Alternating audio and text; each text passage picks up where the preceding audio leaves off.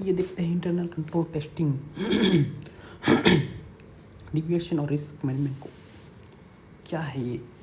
Auditor को control test करते समय डिविएशन मिल सकती है, गलतियाँ मिल सकती है, इन्हें इग्नोर नहीं करना है बल्कि उन्हें एनालाइज करना है कि कितनी बड़ी डिविएशन है और कितनी बड़ी है और क्यों हुई। ह्यूमन एरर की वजह से, स्टाफ चेंज के सिस्टम फ्लॉ की वजह से। क्या कंट्रोल रिस्क असेस करने की ज़रूरत है, क्या कंट्रोल रीअसेस करने की ज़रूरत है उसे। डिविएशन के पॉसिबल कॉजेस, गड़बड़ी के कारण क्या है कि पर्सनल चेंज, नए एम्प्लॉयज़ ने रूल्स नहीं फॉलो किए क्या, सीजनल वर्कलोड, बहुत ज़्यादा ट्रांजेक्शन में शॉर्टकट लिए गए हैं क्या, ह्यूमन एरर है क्या, चूक हो गई जानबूझकर नहीं, सिस्टम फ्लॉस है क्या, कंट्रोल डिज़ाइन ही वीक है। एग्जाम्पल, कंपनी का rule all purchases is greater than 10,000 need to approve, मतलब परचेज 10,000 से ज़्यादा हो तो 2 अप्रूवल लेने हैं।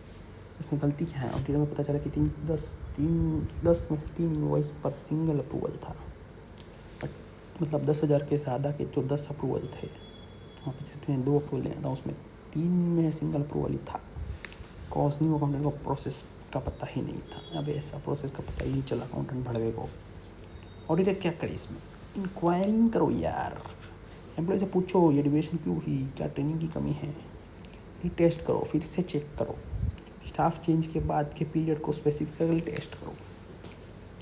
समझे क्या ब्रो, स्टाफ चेंज के बाद के पीरियड को स्पेसिफिकली टेस्ट करो, रीइवैल्यूएट रिस्क, रीइवैल्यूएट करो, कंट्रोल रिस्क को रिवाइज करो, अगर डिविएशन सीरियस है तो कंट्रोल रिस्क को इंक्रीज करो। कंट्रोल रिस्क को इंक्रीज करने का बोला है, इसका मतलब अब सब्सटेंटिव प्रोसीजर डिटेल चेक्स ज़्यादा करने होंगे। अपडेट ऑडिट प्लान को अपडेट करो, जो टाइमिंग एक्सटेंट ऑफ टेस्ट को एडजस्ट करो।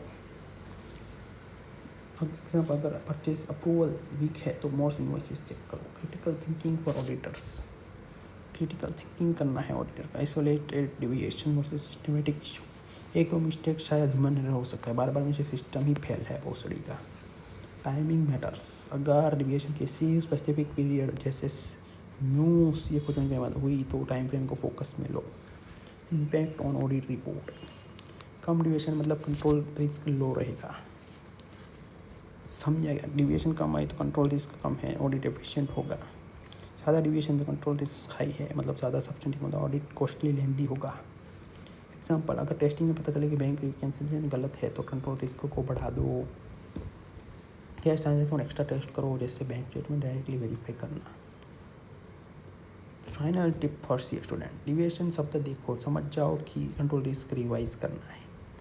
एग्जाम में लिखो, ऑडिटर डिविएशन एनालाइज करेगा, इंक्वायरीज करेगा, और अगर डिविएशन मटीरियल है तो कंट्रोल रिस्क इंक्रीज करके सब्जेक्टिव प्रोसीजर्स मॉडिफाई करेगा। रिमेंबर, ऑडिटिंग है ट्रस्ट बट वेरीफाई का गेम। समझ गया क्या पेड़ लोग।